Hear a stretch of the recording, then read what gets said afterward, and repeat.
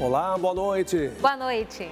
Jubileu é um acontecimento de relevância espiritual, eclesial e social. Palavras do Papa em carta a Dom Rino Fisichella. Bispos do Brasil encerram a Assembleia Geral em Aparecida. Com foco na evangelização, presidente da CNBB apresenta resultados da Assembleia. Justiça derruba a resolução do Conselho Federal de Medicina que impedia procedimento para a realização de aborto a partir de 22 semanas de gestação. Igreja Católica defende e promove a vida desde a concepção até o seu fim natural. Governo amplia para 9,5% proposta de reajuste aos servidores federais da educação. Padre Jonas Habib recebe homenagens no interior de São Paulo. Canção Nova celebra 23 anos de missão em Belo Horizonte. O Canção Nova Notícias está começando. A serviço da vida e da esperança.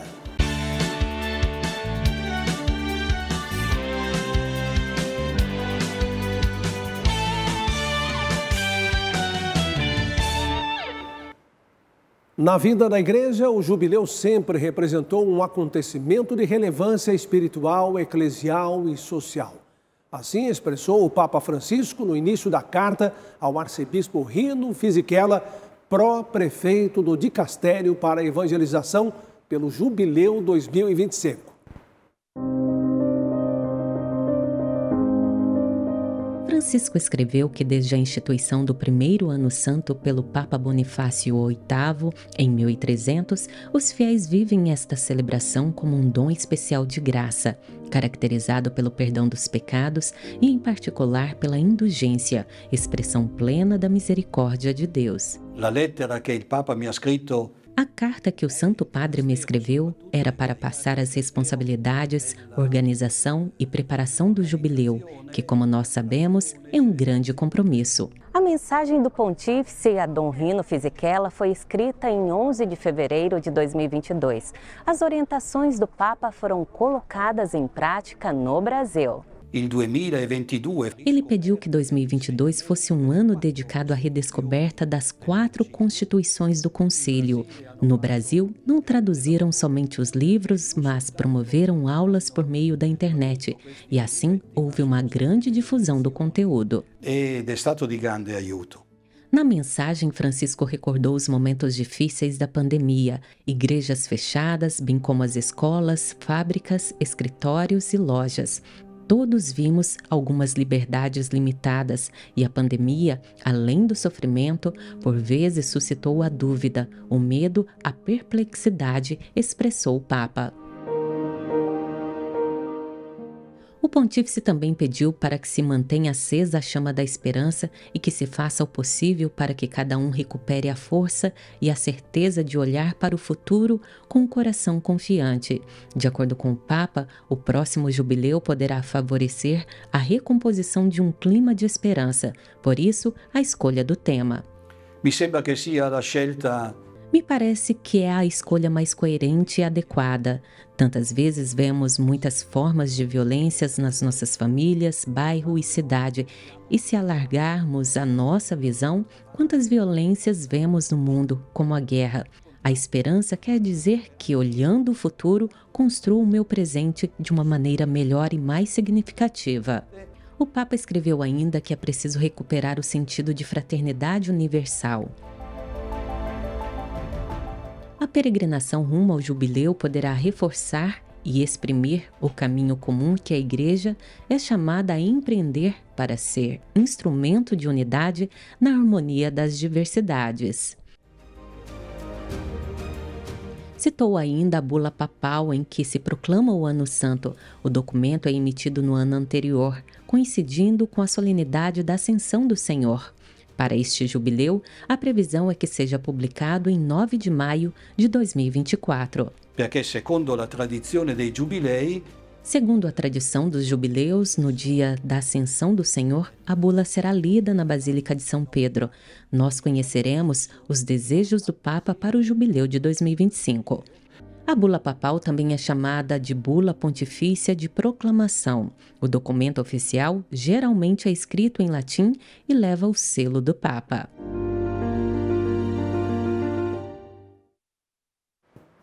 Nossa conexão agora é com São Paulo e o assunto é uma decisão judicial relacionada à prática do aborto. Sidney Fernandes tem as informações.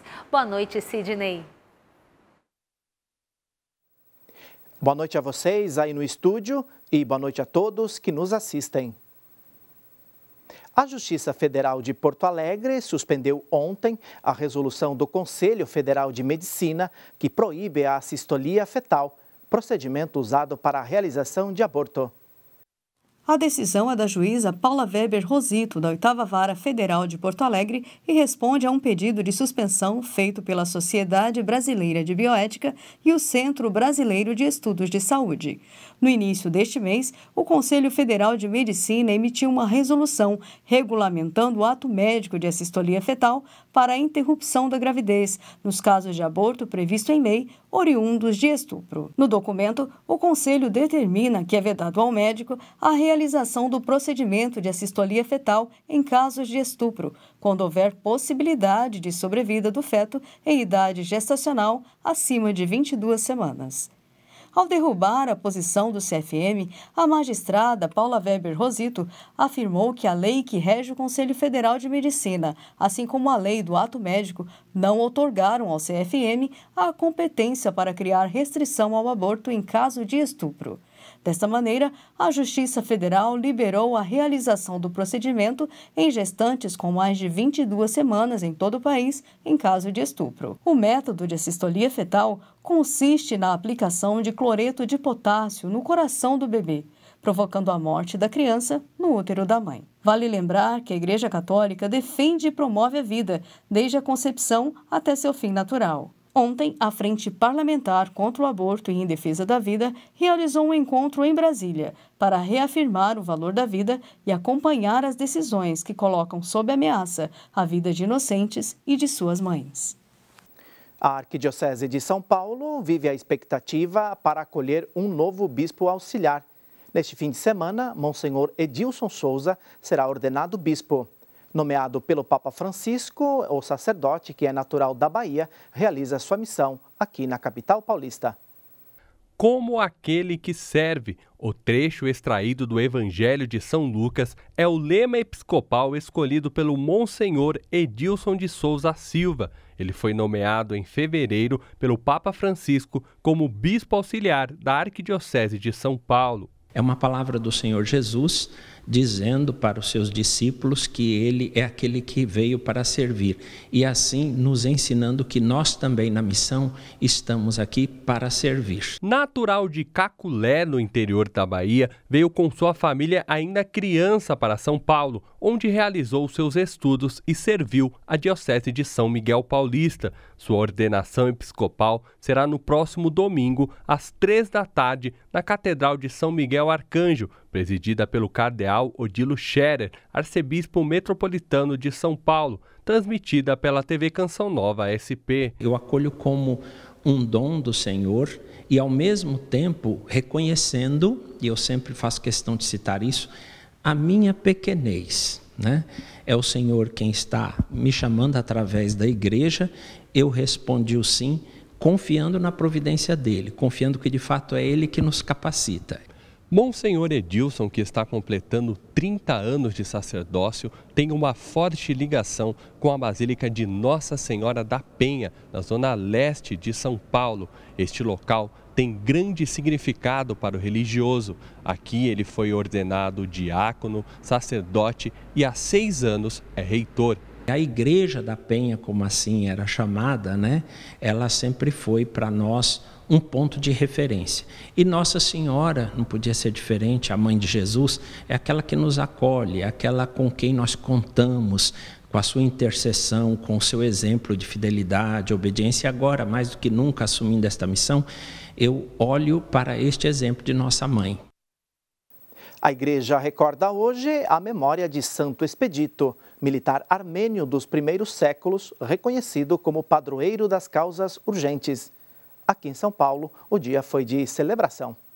Gilzilene veio com a mãe. Na capela dedicada a Santo Expedito, agradeceu as graças alcançadas pela família. A minha filha teve um neném, infelizmente, Nosso Senhor foi para o céu, mas minha filha o Senhor restaurou. Expedito viveu na Armênia, no 3º século da era cristã. A vida de pecados do militar romano foi tocada pela graça de Deus.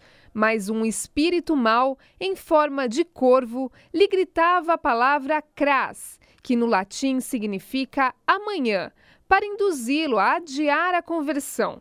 O santo lhe dizia hoje, para mostrar a decisão de viver em Deus. Por isso ele enfrenta o corvo, que é o demônio, como nós enfrentamos as nossas tentações. Aqui na Capela Sagrado Coração de Jesus de Santo Expedito, na zona norte de São Paulo, a tradicional festa está em sua 23ª edição.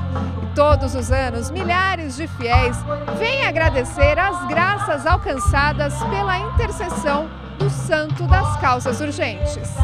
Entre os voluntários da festa, Dona Margarida trabalha há mais de 2 décadas na Barraca dos Bolos. Neste ano, contou com a intercessão de seu santo de devoção para a melhora na saúde. Mas eu fiquei ruinzinha, muito ruinzinha, eu pedi tanto a Santo Expedito que me ajudasse, que hoje eu pudesse vir trabalhar. E com a graça de Deus aqui estou. Santo Expedito é muito generoso, viu, filha? Quem pede e acredita, alcança. Desde pequena, Laís participa da festa de Santo Expedito com a família. Hoje, sua voz canta louvores em grande parte das missas em honra ao santo. Eu já venho aqui há muitos anos, eu gosto muito de tocar aqui, é um prazer, né? Estar aqui na Santo Expedito e principalmente no dia 19, que é um dia muito feliz. Não deixe para amanhã o que você pode fazer hoje. Não deixe para amanhã o que você pode ser hoje. Melhor pessoa, melhor estudante, melhor pai, melhor mãe, melhor família de Deus. Nesta sexta-feira, o governo federal tentou mais uma vez negociar o fim da greve com servidores federais da educação. Vamos a Brasília então com Ronaldo Dura Silva, que atualiza para a gente o assunto. Boa noite, Ronaldo. Boa noite também para vocês aí na bancada e boa noite para toda a nossa audiência aqui na Canção Nova. A proposta do governo para não conceder o aumento em 2024 é ampliar a proposta de reajustes de 4,5% para 9,5% em 2025 e de 4,5% para 3,5% em 2026. A oferta do governo agora passa pela avaliação das entidades e apreciação dos sindicatos. De acordo com o último balanço feito pelo Sindicato Nacional dos Docentes das Instituições de Ensino Superior, 24 institutos e universidades federais estão paralisados e 11 com indicativo de greve. Ao longo desta semana, exibimos reportagens em homenagem aos 64 anos de Brasília. Hoje vamos ver como a Igreja Católica sempre esteve presente desde a construção da capital do país. Tudo começou com o sonho de Dom Bosco. Veja na reportagem de Camila Castro e Sani Alves. A história de Brasília está diretamente ligada à Igreja Católica. O sacerdote italiano Dom Bosco sonhou com a construção da capital federal. A primeira obra de alvenaria a ser erguida foi a Ermida Dom Bosco, uma pequena capela em forma de pirâmide, projetada por Oscar Niemeyer e localizada às margens do Lago Paranoá. Foi construída em 1957 para homenagear o santo, o que mais tarde tornou-se padroeiro de Brasília, ao lado de Nossa Senhora Aparecida. A igreja está na origem dessa cidade. Desde a origem, a cidade já foi concebida com a igreja presente, a igreja atuando na vida e caminhada dessa cidade. Por isso é impossível separar a história, a vida da cidade de Brasília da Igreja Católica. A Igreja Católica sempre esteve presente na capital do país. A Igreja Nossa Senhora de Fátima, conhecida popularmente como Igrejinha da Asa Sul, teve sua inauguração em 28 de junho de 1958, antes da fundação de Brasília, e foi construída em 100 dias com o objetivo de pagar uma promessa da primeira-dama, Sara Kubitschek, em agradecimento pela cura de sua filha Márcia. A primeira igreja de Brasília tem uma arquitetura inovadora. 3 pilares sustentam a laje triangular inclinada, que faz referência a um chapéu de freiras. Na parte externa, a parede é revestida por azulejos criados por Atos Bucão. A capela, projetada por Oscar Niemeyer, até hoje inspira católicos. Severino Pereira está construindo a réplica da igrejinha em casa. A arquitetura da igrejinha sempre me chamou muita atenção. E até eu fazia sempre visitas, porque eu gostava muito da igrejinha e por ser devoto de Nossa Senhora, eu sempre fazia essa visita lá. Mas numa das minhas visitas à igrejinha, Nossa Senhora me tocou para que eu fizesse a réplica dela.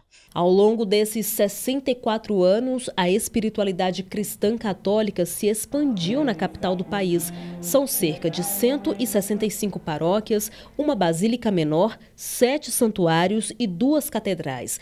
A Catedral Metropolitana Nossa Senhora Aparecida é o monumento mais visitado da cidade. De modo que a igreja progrediu, cresceu muito no ritmo da própria capital, que cresceu, desenvolveu. Quando eu cheguei aqui, nós tínhamos mais ou menos 100 mil habitantes. Hoje nós estamos com 3 milhões ou mais de 3 milhões de habitantes no Distrito Federal. Hoje a capital federal abriga as obras missionárias, a Anunciatura Apostólica, o Ordinário Militar do Brasil e a Conferência Nacional dos Bispos. Uma das missões da CNBB é relacionar-se com a sociedade, é ser o órgão representativo da igreja na sua relação com a sociedade. E por isso é extremamente oportuno que a sede da CNBB esteja junto à sede da capital federal. Santo Hipólito dizia que a igreja é o local onde floresce o espírito. Nesses 64 anos de Brasília, desejamos que ela se fortaleça e floresça na capital do país. Terminou hoje em Aracaju a 5ª edição do Congresso Nacional de Engenharia de Petróleo, Gás Natural e Biocombustíveis. O evento teve como objetivo promover o desenvolvimento na área e unir estratégias conjuntas entre a academia e o setor industrial. Com mais de 1000 trabalhos publicados desde a primeira edição, o Congresso reuniu estudantes, professores e pesquisadores, além de representantes de indústrias e governo federal. É um congresso acadêmico, porém o objetivo dele é de criar uma sinergia entre a academia e a indústria. O evento contou ainda com exposição de maquinários, simuladores e minicursos. No 5º período do curso de Engenharia de Petróleo, esta estudante vibrou com o evento. Congressos assim acabam aproximando mais tanto os alunos quanto os CEOs de empresa, as pessoas que estão atuando efetivamente no momento na indústria de petróleo. Ela pretende trabalhar com sonda de perfuração, função ocupada em sua maioria por homens. As mulheres acabam optando um pouco por escritórios, etc., porque essa parte da perfuração é um pouco mais pesada. Só que eu pretendo fazer parte disso e eu gostaria de convidar também as mulheres a fazer mais parte disso, porque é uma parte muito apaixonante e interessante estar ali e colocar a mão na massa. A produção de petróleo e gás no Brasil bateu recorde em 2023, segundo a Agência Nacional do Petróleo. Foram mais de 4 milhões de barris de óleo produzidos. Eventos como este reforçam a necessidade de ações e planejamento de estratégias conjuntas entre a academia e a indústria de extração no país. Unir a indústria com a universidade, porque grandes talentos da própria universidade estão à disposição para desenvolver pesquisas e também contribuir para a indústria do petróleo e gás aqui no Brasil. Essa sinergia entre a academia e a indústria foi apresentada para mim como um modo de me inserir no mercado de trabalho. Uma massa de ar polar causa queda de temperatura em todos os estados do sul do país. Mas esse frio vai ser passageiro, porque o outono promete ser mais quente este ano. Essa massa de ar seco continua a inibir as chuvas e os dias seguem ensolarados no sul do país. No sábado, pode ter nevoeiro no leste paranaense e em Curitiba, enquanto na Serra Catarinense pode ter geada. Este ar frio se espalha para o sudeste e com isso vai haver queda de temperatura em praticamente todos os estados. Pode chover no sudoeste de Minas Gerais, no litoral do Espírito Santo, enquanto o tempo vai ser firme no Rio de Janeiro e em São Paulo. A mínima na capital paulista será de 15 graus no sábado. Nas regiões norte e nordeste, a chuva ganha força. Pode ter pancadas de chuva no litoral do Amapá, em Pará, em Roraima e em parte do Amazonas. Há previsão de pancadas de chuva no Nordeste, em Ilhéus e em Porto Seguro. E chove ainda no litoral, de Sergipe ao Rio Grande do Norte. Já no interior do país, o tempo permanece seco e frio, assim como no sul. No Mato Grosso, o tempo vai ser firme, como você vê nessa área mais clara do mapa. Enquanto isso, pode ter pancadas de chuva no Mato Grosso, em Goiás e no Distrito Federal. Os termômetros marcam mínima de 18 graus em Campo Grande, 19 em Brasília e máxima de 33 graus em Cuiabá. Esta sexta-feira ficou marcada pelo encerramento dos trabalhos da edição de número 61 da Assembleia Geral da Conferência Nacional dos Bispos do Brasil. Emerson Tersigni e Genilson Passetti acompanharam a última coletiva da imprensa. Chega ao fim mais uma edição da Assembleia Geral. Saldo positivo para o Episcopado do Brasil, na terra da padroeira. O nosso Brasil é muito distinto, né? Nós temos realidades as mais diversas. Por isso, para mim, nesses 12 anos de conferência, cada Assembleia Geral, eu diria, um Pentecoste. A partir do método Conversa no Espírito, os bispos iniciaram o discernimento para atualizar as diretrizes evangelizadoras da Igreja. Tema central, marcado pelo diálogo e oração. O resultado foi impressionante. Vários bispos chegaram para mim e disseram: olha, eu não conhecia quem estava na minha mesa, foi uma primeira oportunidade de iniciar um diálogo. Então, para a preparação das diretrizes, todos os bispos tiveram alguma participação dentro dos grupos. Desde 10 de abril, o Episcopado Brasileiro se reuniu na Casa da Mãe Aparecida para rezar e trabalhar. Diversos assuntos relacionados à caminhada evangelizadora da Igreja no Brasil foram abordados em 28 sessões. Sementes plantadas para uma frutuosa colheita, em breve, nas igrejas particulares de todo o país. Nós, então, propomos orientações, iluminações, diretrizes, mas é o bispo diocesano, com o seu clero, com o povo de Deus que está naquela realidade concreta, que acolhe, analisa, faz os discernimentos e a aplicabilidade dos resultados da Assembleia. A presidência, que há um ano atendeu ao chamado de comunicar a pessoa de Jesus, continua a viver, com toda a Igreja, o desafio de evangelizar. A figura do presidente é bem forte e nos ajuda a criar espaços de diálogo, de preparação dos trabalhos, e a eficiência do secretário-geral, Dom Ricardo, que está de fato nos surpreendendo com a sua atenção a cada detalhe que sempre nos é pedido. Tudo isso tem a ver com o trabalho anterior, que vai ganhando continuidade nos tempos de hoje. 482 bispos se reuniram em Aparecida nos últimos 10 dias. 3 temas prioritários foram discutidos: o Sínodo dos Bispos de 2021 a 2024, Jubileu 2025 e Juventude. Assim foi encerrada a 61ª Assembleia Geral do Episcopado Brasileiro. Ao redor do altar, servos de Deus, representantes de norte a sul, unindo realidades, partilhando experiências. Recebendo na casa da mãe a bênção para a missão. E temos uma luz que é especialmente o jubileu que vai ser realizado no ano que vem, convocado pelo Papa Francisco, Peregrinos da Esperança. Então nós queremos viver e efetivamente eu vejo que foi uma assembleia marcada pela esperança, pela serenidade. Então esse espírito de comunhão, de sinodalidade, marcou muito também a minha visão a respeito dessa primeira assembleia da qual eu participo. O último dia de Assembleia Geral da CNBB enviou os bispos brasileiros para suas realidades. Todo esse espaço, agora vazio, recebeu ao longo de 10 dias os membros do Episcopado Brasileiro que seguem para suas dioceses para aplicarem na prática os direcionamentos acolhidos. A metodologia que foi usada nessa Assembleia foi fantástica, porque não foi teoria sobre a sinodalidade, mas foi a vivência, o sentir do espírito da verdadeira sinodalidade na Igreja. Pela primeira vez, o método Escuta no Espírito, um discernimento comunitário feito em silêncio orante, reuniu o Episcopado Brasileiro em 45 pequenas comunidades. Bispo de Tefé, no Amazonas, onde é possível chegar apenas de avião ou lancha rápida, Dom José explica que essa foi uma experiência já vivenciada pelo seu povo. É uma paralisia onde valoriza muito a pessoa do leigo. A questão de comunidades, a prática realmente de um trabalho feito em conjunto. A prova é que o plano de pastoral que nós fizemos no ano passado demorou 1 ano para ser elaborado usando esse método da escuta do espírito.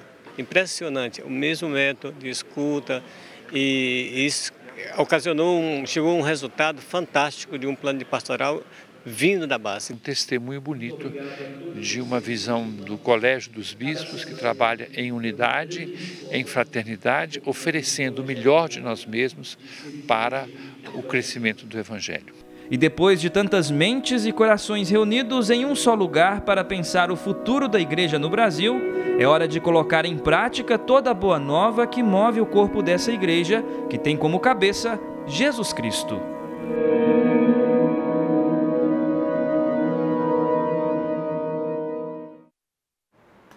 O fundador da comunidade Canção Nova, Monsenhor Jonas Habib, foi homenageado hoje em Silveiras, no interior de São Paulo. Uma pré-escola da comunidade rural Bairro dos Macacos, ainda sem nome, passou a se chamar Escola Municipal de Educação Infantil Monsenhor Jonas Habib. A iniciativa partiu da Câmara de Vereadores e reuniu diversas autoridades. A solenidade em homenagem a Padre Jonas Habib aconteceu aqui no bairro dos Macacos, em Silveiras, interior de São Paulo. Esta pré-escola recebeu hoje a placa de inauguração e o nome de EMEI Monsenhor Jonas Habib. A solenidade reuniu populares, autoridades e também representantes da Canção Nova. Diácono Nelsinho está aqui ao meu lado, representando a Canção Nova nesta homenagem ao fundador da comunidade, né, Diácono? E conta pra gente, Padre Jonas tinha uma forte relação com essa região, né? Como que se explica essa relação? Padre Jonas amava muito a Serra da Bocaina, ele amava muito este lugar. Aqui fez muitos encontros, muitos retiros. Aliás, a Canção Nova era para ser nessa região. Eu queria que fosse dessa região a Canção Nova. Mas aí Dom João falou que era vocês mais perto de mim. Por isso que foi ser lá em Queluz. Mas essa região é muito querida do coração do Padre Jonas, que levou muita gente para a Canção Nova. Certo. E como descrever esse momento, principalmente para o senhor que viveu muitas histórias ao lado de Padre Jonas? Eu fiquei muito emocionado, inclusive com a carinha do Padre Jonas, eu achei muito feliz, porque as crianças amam o Padre Jonas. Eles chamam o Bom Senhor Jonas.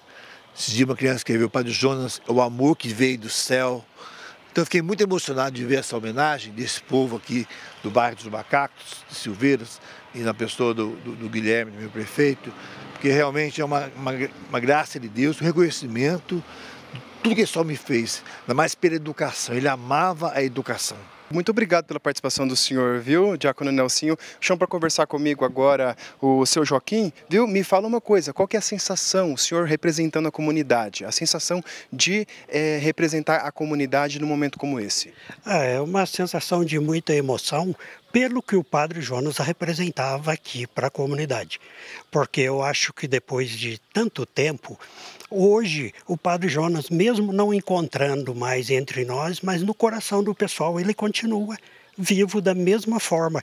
Certo, seu Joaquim, muito obrigado, viu, pela participação do senhor. Esta homenagem serve para mostrar que o legado de Padre Jonas Habib também alcança a educação em outras cidades. De Silveiras, Maicon Oliveira, para o Canção Nova Notícias. As pregações de Monsenhor Jonas Habib e de tantos missionários são canal de transformação para a vida de muita gente. Marcas na história de quem semeou e viu a obra florescer e dar frutos de esperança e vida. Tudo isso graças a você, sócio e benfeitor. Estamos com 70% na campanha do projeto Dai-me Almas desse mês. Acesse clube.cançãonova.com, seja família Canção Nova e faça sua doação ou doe pelo Pix com a chave pix.doação@cançãonova.com. Obrigada por estar engajado e comprometido com esta obra que leva a luz do Evangelho a tantos lugares. Há 23 anos, a Canção Nova inaugurava uma frente de missão na capital mineira para semear a palavra e evangelizar. São mais de 2 décadas cumprindo o propósito de salvar almas.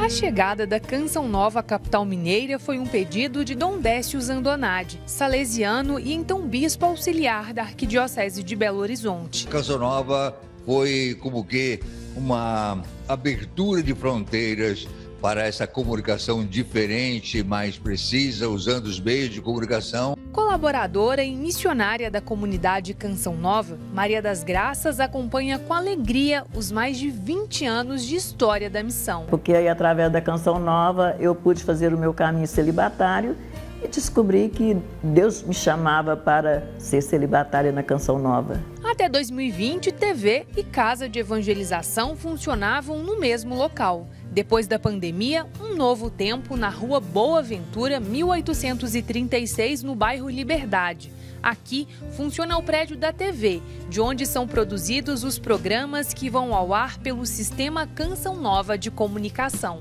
Nesse novo espaço, não foi possível manter a Casa de Evangelização. Mesmo assim, a missão de salvar almas não para na Canção Nova de Belo Horizonte. A recepção acolhe os fiéis durante a Santa Missa, comunhão diária que Francisnete sempre desejou e foi suporte em um momento de perda. Eu sinto a necessidade de ter Jesus no meu coração, porque destroçou quando meu pai faleceu, né?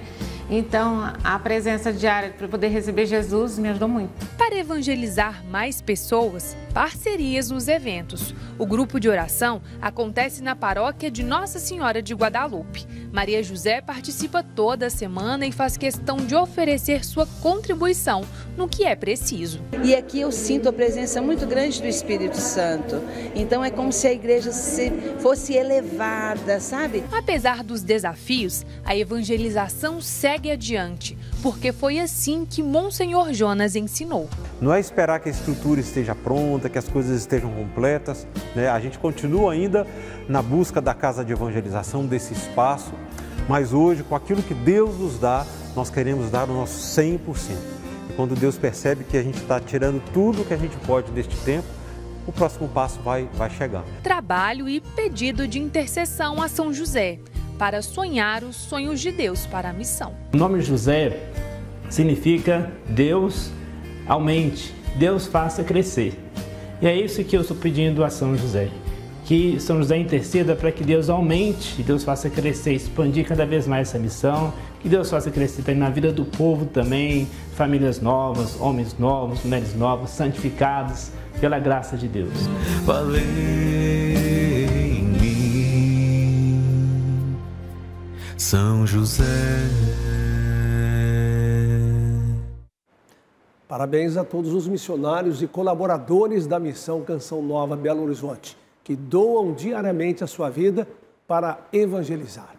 Assista daqui a pouco, a partir de 8 horas, a transmissão da Santa Missa com o arcebispo de São Paulo, o cardeal Odilo Scherer, que abre a Festa das Tendas. Uma ótima noite e até segunda-feira. Boa noite e aproveite o fim de semana com alegria, responsabilidade, esperança e fé. Paz para você.